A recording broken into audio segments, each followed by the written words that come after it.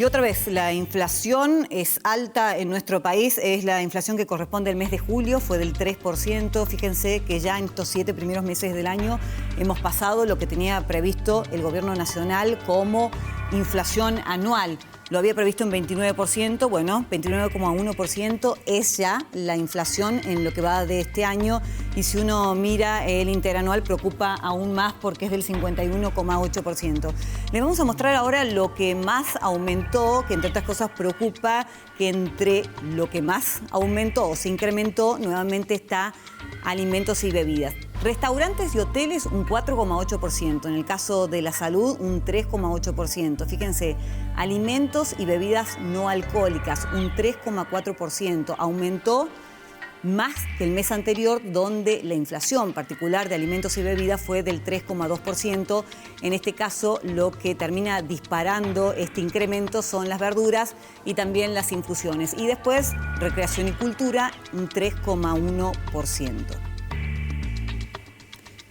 Julio, en Córdoba, inflación en Córdoba fue de 2,5%, menor entonces a la medida a nivel país. Anual, 30,23% y la interanual parecida a la prevista a nivel nacional, 51,56%.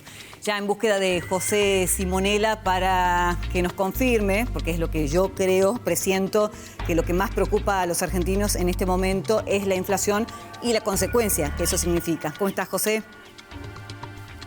¿Qué tal? Buenas noches, Cruz. Bueno, Alberto Fernández hoy, después de que se conozca la inflación, aseguró que son los formadores de precios, de alguna forma, los responsables de esta situación. La verdad que eso es querer buscar un culpable. Sin lugar a dudas, el Estado tiene mucha responsabilidad en la inflación y tal vez la mayor. Y es cuando tiene un gasto fiscal, un gasto público excesivo, que produce un déficit importante y que lo financia con emisión. A punto tal, Cruz, que los propios dichos del presidente cuando sugiere que el uso de criptomonedas podría ser bueno,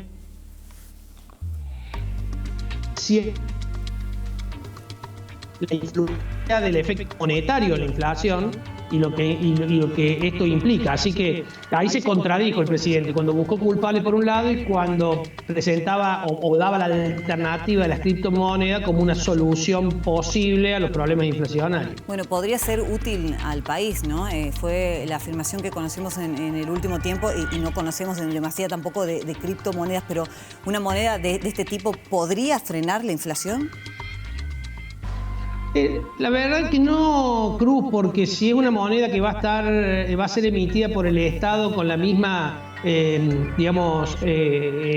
frecuencia que lo hace con el peso, rápidamente esa moneda va a perder credibilidad. Primero el propio presidente del Banco Central se encargó el día anterior de decir que las criptoactivos no son monedas, pero para no entrar en esa discusión y no aburrir al televidente, tanto y en cuanto el Estado siga gastando más de lo que recauda y eso lo financie con pesos, con criptomonedas o con cualquier otra cuasimoneda, va a generar procesos de inflación.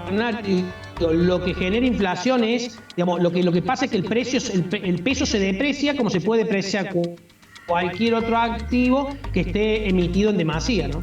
Bueno, y hablando de la emisión y en demasía, bueno, esto se ha visto sobre todo en el último mes para poder afrontar el gasto social por un lado y también hacerlo en relación a los planes con el intento de frenar la pandemia que se llevaron adelante y que se conocieron en el último tiempo. ¿Esto de emitir a largo o a corto plazo va a generar más inflación? Sin lugar a duda, Cruz.